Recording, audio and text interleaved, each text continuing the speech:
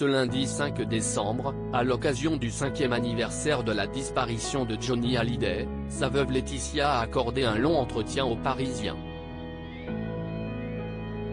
Elle s'est notamment confiée sur la vie que menait le rocker sur l'île de Saint-Barthélemy. Depuis le 11 décembre 2017, Johnny Hallyday repose au cimetière de Lorient à Saint-Barthélemy, dans les Antilles françaises.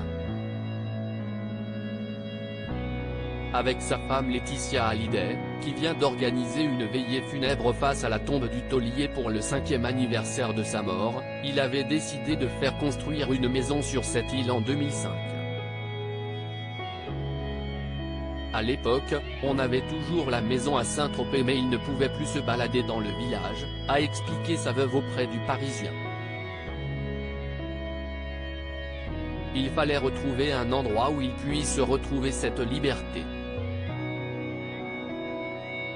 Ici, personne ne l'embêtait. Johnny rêvait de finir sa vie ici, on voulait s'y installer toute l'année quand Jade et Joy seraient à l'université. Je ferai tout pour garder cette maison, a rajouté celle qui se rend toujours régulièrement à Saint-Barthélemy, pour passer du bon temps entre amis, se ressourcer avec ses 2 filles et se recueillir. Comment vivait Johnny Hallyday sur l'île?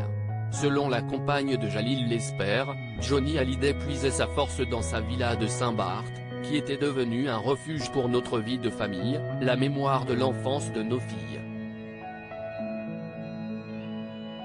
Confidence surprenante, bien qu'installé dans les Caraïbes, le rocker détestait la plage, le sable.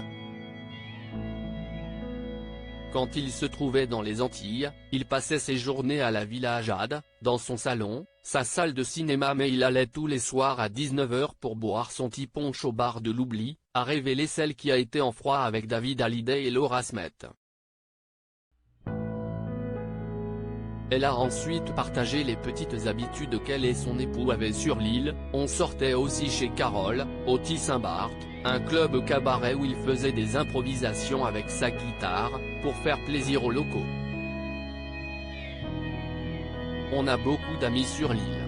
Jean-Pierre, qui veille sur sa tombe, David, adjoint au président de l'île, qui a été le professeur de natation des enfants, Kat, qui a tenu le Tamarin, un restaurant mythique ici. Mais les séances de bronzette sur le sable n'étaient pas du goût de Johnny.